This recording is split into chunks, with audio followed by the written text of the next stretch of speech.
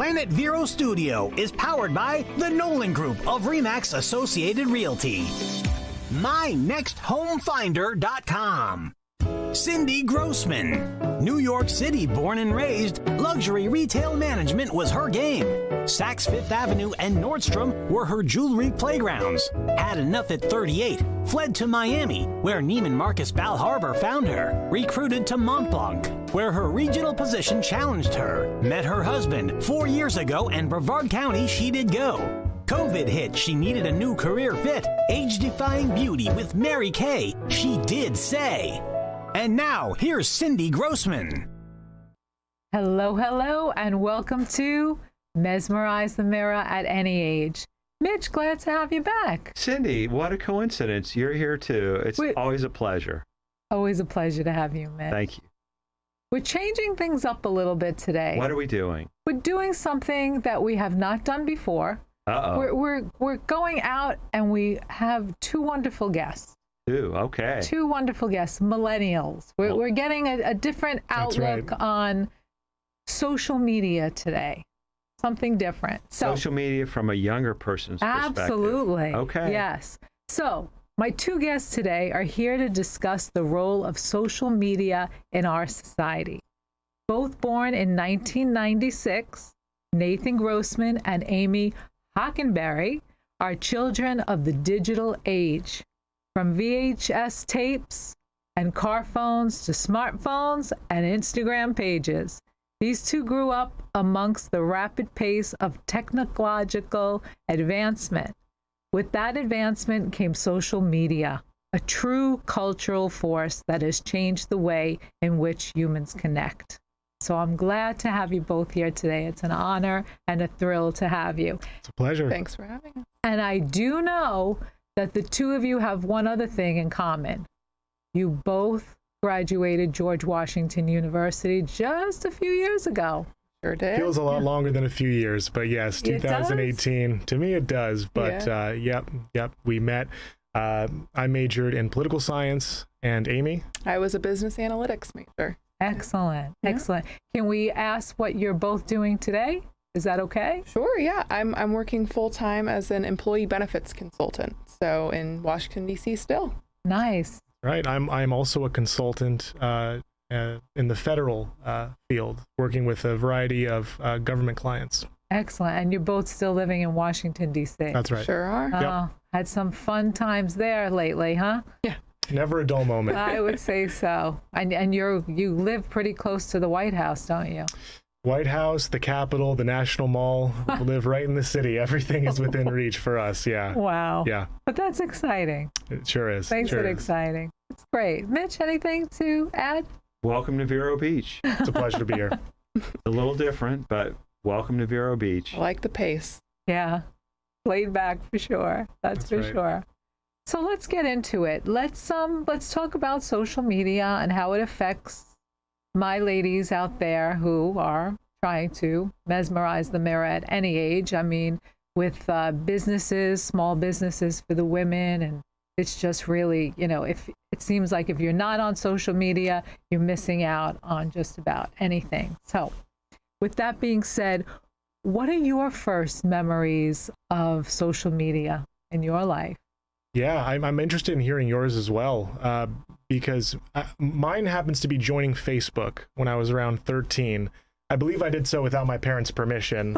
I remember taking some selfies with my webcam on my laptop, trying to get a profile picture. Didn't know how to add any photos online. And I know, you mentioned, businesses on social media. Back in, 2009 or whenever it was that I joined, there were no businesses, there was no marketing, there were no ads on social media or Facebook. Facebook was the predominant force on the internet. But yeah, it was joining Facebook at a somewhat young age. Amy, what about you? Mine was the same exact thing. Yeah, when I was 13, joining Facebook, and I think from the get-go, it was really, selling yourself to the world. You had your friends on Facebook from middle school, and you would post about what you were doing. It was over the summer. It was, I remember my friends coming over and we do photo shoots. We have to post these to Facebook, and it started from there on. I think that was really the earliest point in which it took over. Right. Cindy, what about you? I'm thinking, because I think I mentioned we had a chat before this. I was trying to remember what were the first few social medias. I know it was that MySpace, but Yes, that really didn't kind of kick off. So I would think, yeah, probably Facebook also, and also just really social.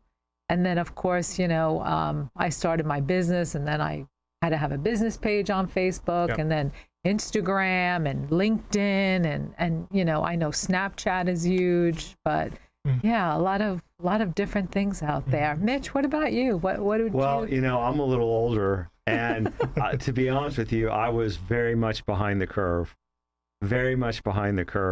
because I didn't see any reason why I, as an attorney, needed my own personal computer on my desk. Oh wow! I certainly didn't need that because I had other people doing, the clerical work. And then I realized, oh, that really is a good thing. I can do a lot. Then email came along, and it's like, I didn't realize we were starting that far back. we are. Why do I need? I mean, this is like a long way. Then why do I even need an email? Who's going to send me emails? So that's how far I go back. Wow. Those are Fair my enough. first memories. Fair enough. That's far back. So, is it true that Nate is a star on TikTok? I've heard he does a little dance routine. Really? I have a few videos, maybe off camera. We can get into those later with the wow. right soundtrack. Pretty cool. Which Nice. I was not involved. exposing me on that. That's terrific. That is great. Now, we said we were going to discuss a little bit about the pros and the cons about Yeah. social media.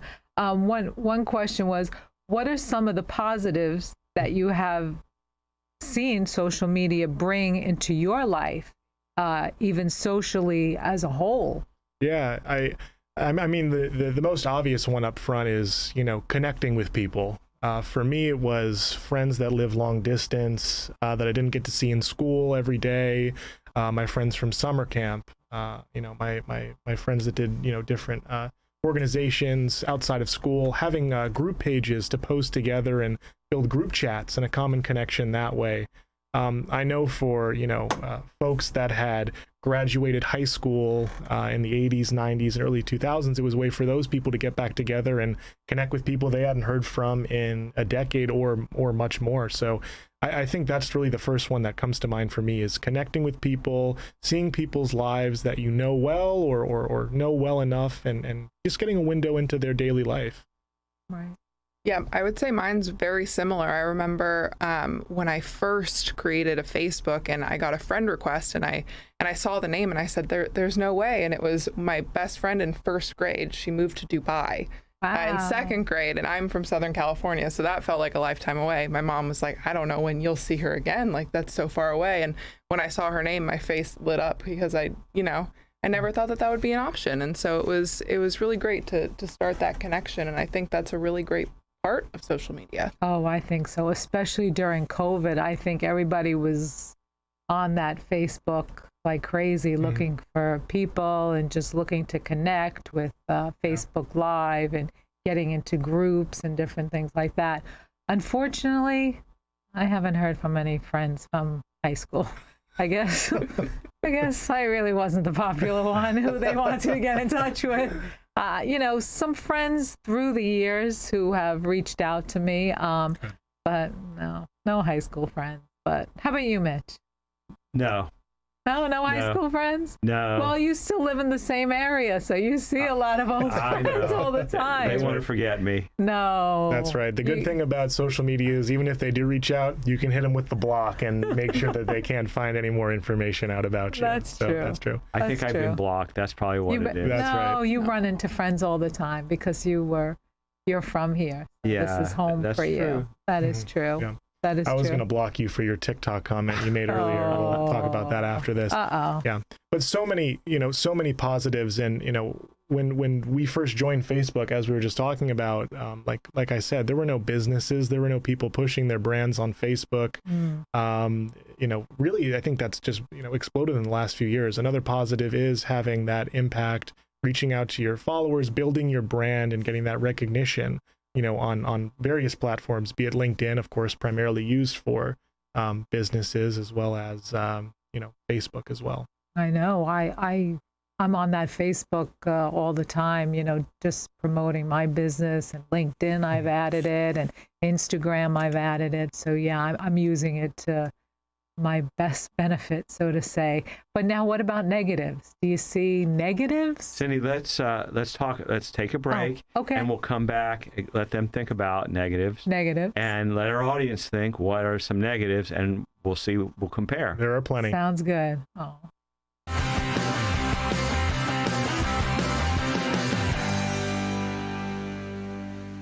Why hire Cantwell and Goldman? At Cantwell and Goldman, PA, we take pride in what we do. That pride translates into better client service and better client results.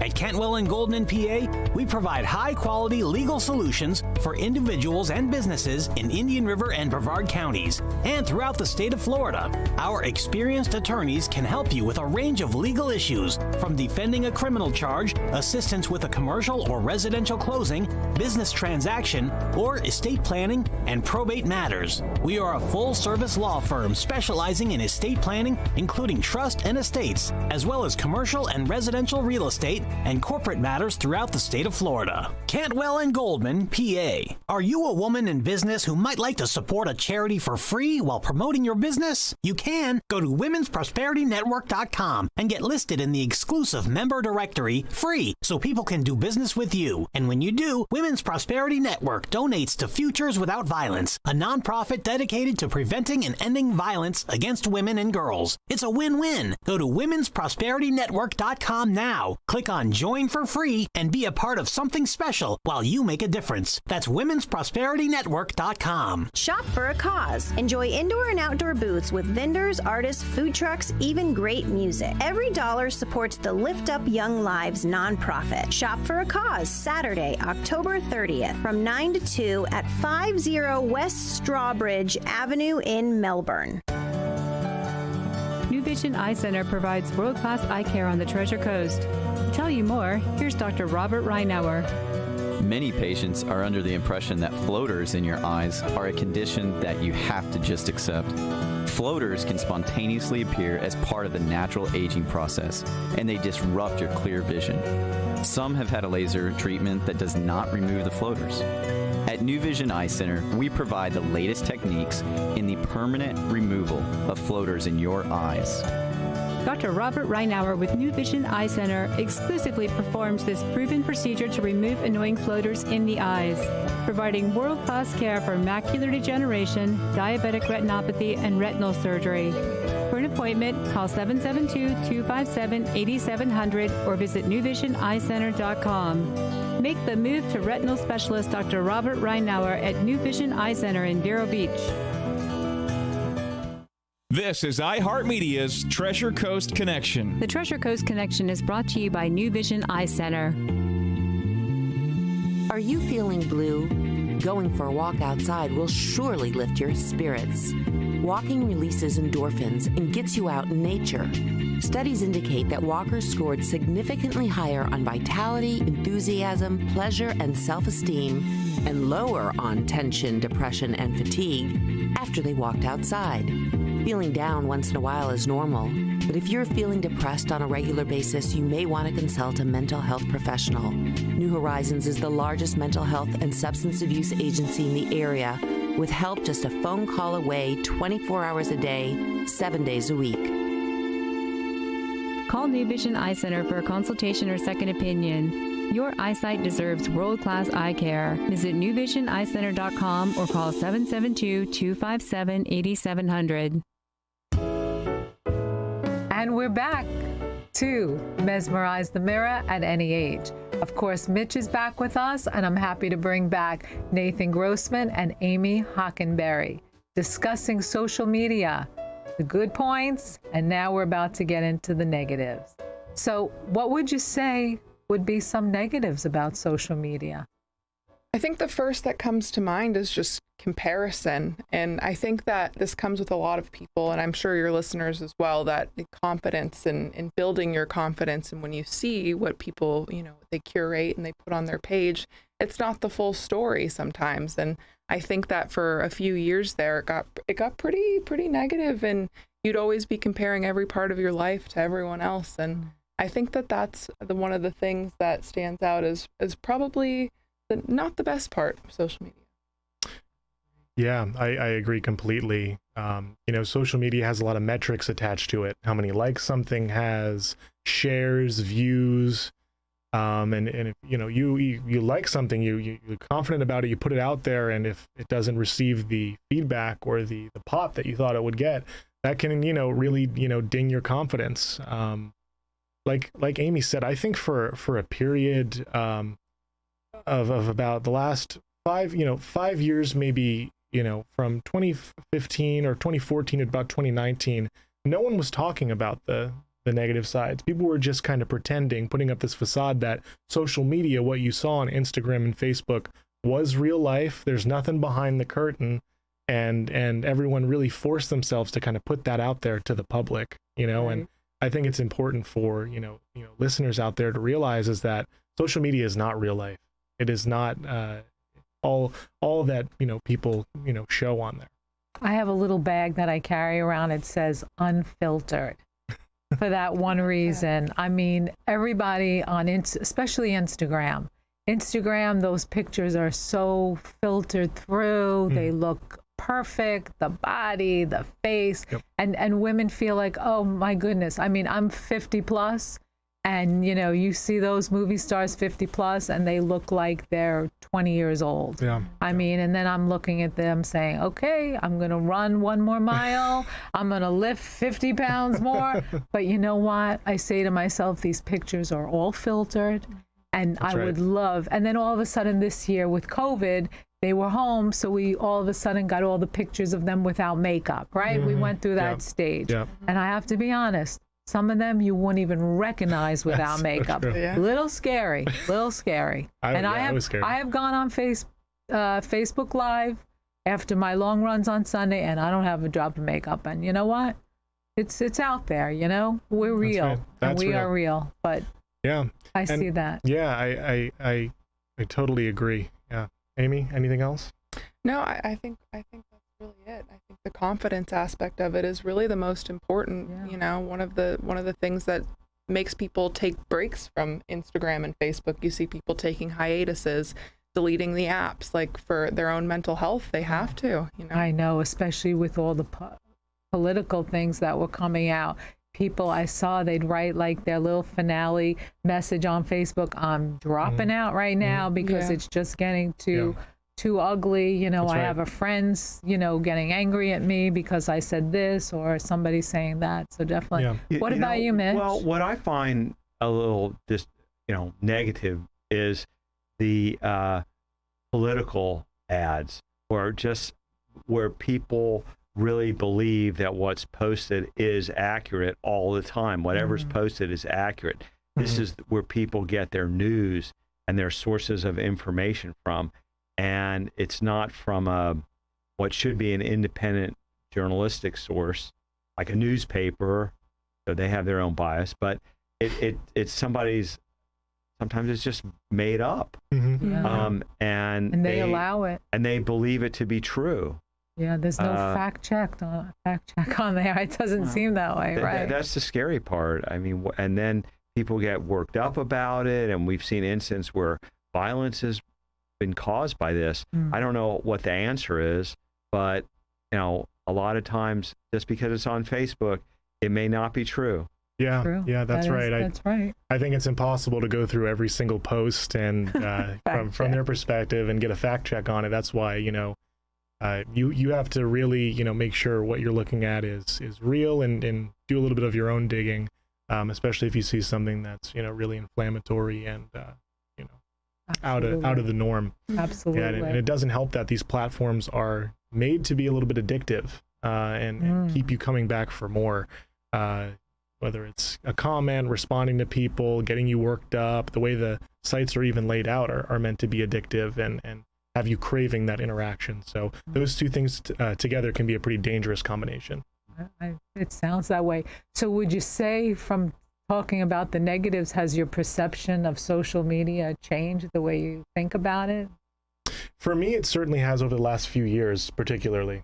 Yeah, I would have to agree. I think, and maybe it was COVID. I can't really pinpoint when this started, but I feel like, and as you mentioned, Cindy, we started to see people without a drop of makeup on. We started to see people show the full story and talk about that everyone was dealing with something. And I think, seeing the mom Instagrams and all of that stuff start posting their screaming kids, because they all go through that. And Right. I think that was really uplifting. And I think it's going in the right trajectory in that way, and I'm a little hopeful, but obviously there's a long way to go. But I think over the past year or so there's been a pretty big shift.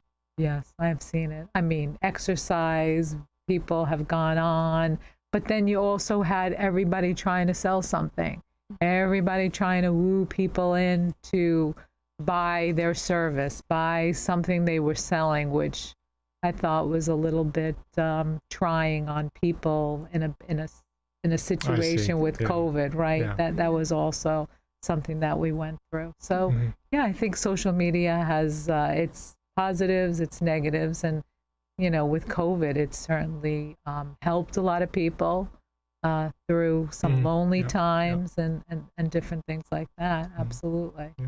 With anything, use it in moderation and know your limits, and I think you'll be in good shape. Sounds good. Yeah, definitely.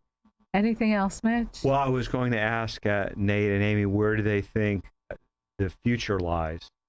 If you can project out, how do you think our technology may change, and how do we respond to that?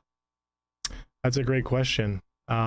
I think as far as the connecting side goes, advancements in virtual reality will bring people across the globe into the same room together. You might even be able to reach out and shake someone's hand and feel that sensory with a glove on. You know what I mean? You may be able to reach that level. As far as social media platforms, there are platforms, as you mentioned earlier, like TikTok, Instagram, and YouTube, all going to shorter form videos. People don't have the attention span to sit down and watch even a 5-minute video. It's a minute or less, 30 seconds, and it's a quick hitter to grab your attention. That could be a way the 24-hour news cycle goes in the future as well, following their model. Amy, anything else? No, I think you're right. I think the attention span is a huge thing to focus on. And as technology gets, I think even with COVID, we went back and we wanted that. We craved the in-person and being with someone. And I think we might actually revert back to that. So I'm intrigued to see, honestly. I don't know. Yeah, I'm always told with my marketing people, keep that video short. The attention span is, I think they say, at one time it was like maybe 12 minutes. It's down to maybe 5 minutes. Yeah, keep their attention, get it done quick, and do the best, that you can do with that. What about just touching base about life in Washington, D.C. while we have about another minute or two? Yeah, especially with politics more than ever, social media has taken over, and in DC, congressmen and women, senators, candidates, use social media to reach their base, and it's as prevalent as ever. Working in government contracting, there are specific social media sites just for contractors to connect. Platforms called GovLoop and FedWin and all these different organizations. So it's definitely as prominent in DC as it is in any major city. Yep, a lot of politicians taking selfies for their campaigns and stuff. Wow. So yeah, it's a different world, but I think it's the same everywhere. It's everywhere. Yeah, and we didn't even mention Twitter. Twitter. That's an episode of its own. Right. Sure right? is. It sure everybody tweeting out there and letting everybody know what they're doing, how they feel. Yeah. I mean, you would think letting people know how you really feel wouldn't be such a bad thing, but it's created quite slippery slope. There's a lot of people out there. It is. It's true. Well, thank you so much for coming on. It was wonderful to have you. Thank you very much. And your our pleasure. perspective on social media from a millennial's point of view. I really enjoyed this. Thanks so much for coming on. Thank you. Thank you both.